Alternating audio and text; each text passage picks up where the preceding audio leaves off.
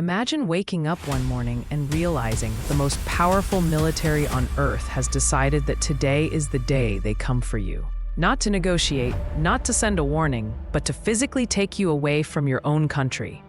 That sounds like the plot of a Hollywood movie. But for a handful of world leaders, this was not fiction at all. Throughout modern history, the United States has captured foreign heads of state in dramatic operations that shocked the world. These moments reshaped countries, rewrote political futures, and left behind consequences that still echo today. So in this video, we are going to walk through the stories of those leaders, how the US captured them, and what happened after the cameras stopped rolling. And trust me, some of these endings are far stranger than you might expect. To understand why these captures matter, we need to start with one uncomfortable truth about global power. When a superpower decides a leader is too dangerous or too disruptive, normal rules often stop applying. Courts, borders, and sovereignty suddenly become flexible concepts. And once that line is crossed, there is usually no going back. The first story begins in Panama with a man who once worked closely with the United States itself. Manuel Noriega was not always America's enemy, and that detail makes his fall especially ironic. Noriega rose through Panama's military ranks while quietly cooperating with U.S. intelligence agencies.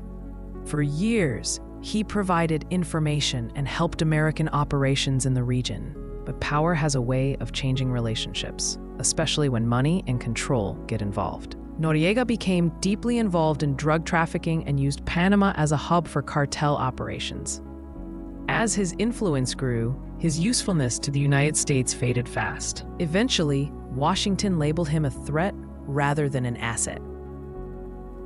In 1989, the United States launched Operation Just Cause, sending thousands of troops into Panama. The invasion was fast, overwhelming, and designed to leave no room for resistance. Noriega tried to hide, bouncing between safe houses as American forces closed in.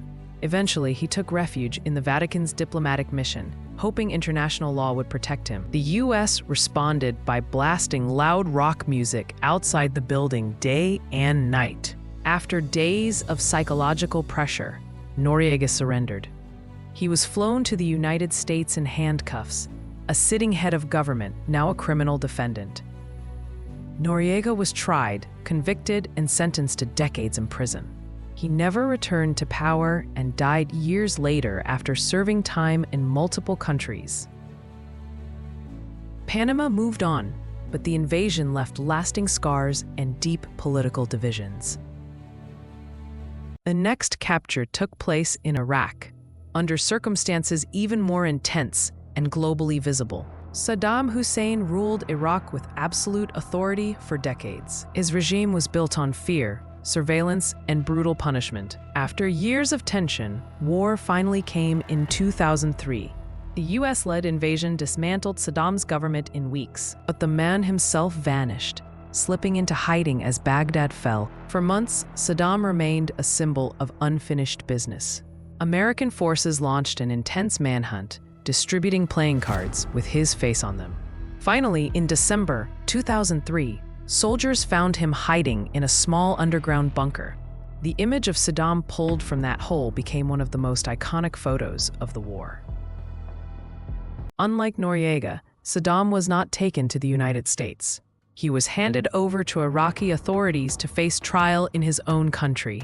The court proceedings were tense, emotional, and watched worldwide. Saddam was found guilty of crimes against humanity. In 2006, he was executed by hanging. His death did not bring stability to Iraq. Instead, it marked the beginning of years of chaos, insurgency, and civil conflict. Removing a dictator proved far easier than rebuilding a nation. The next case shows how these captures did not stop with the Middle East or the Cold War era. Decades later, the world watched another shocking announcement involving Venezuela. Nicolás Maduro inherited power in Venezuela after the death of Hugo Chávez. His presidency was marked by economic collapse, hyperinflation, and political repression. Millions of Venezuelans fled the country as daily life became unbearable. The United States accused Maduro of drug trafficking and corruption. For years, these accusations remained diplomatic pressure rather than military action. That changed dramatically when the U.S. announced that Maduro had been captured. The operation stunned allies and critics alike. Details were scarce at first, fueling speculation and confusion worldwide. Unlike previous captures, this one unfolded in an age of social media and instant reactions. The political shockwaves were immediate and intense. Maduro was reportedly taken following U.S. military strikes and intelligence coordination. He was removed from Venezuela without a traditional battlefield confrontation. This approach marked a shift from past invasions to targeted leadership removal. What happened next became the most critical question. Maduro's capture left a massive power vacuum inside Venezuela. Supporters called it foreign interference, while opponents celebrated openly. The country entered a period of uncertainty rather than instant recovery. History once again showed that removing a leader does not automatically fix a broken system. Across all these cases, a pattern begins to emerge. The capture itself is often fast, dramatic, and decisive. The aftermath, however, is slow, messy, and unpredictable. Some leaders end up in foreign prisons. Others face execution at home. Entire nations are left to pick up the pieces.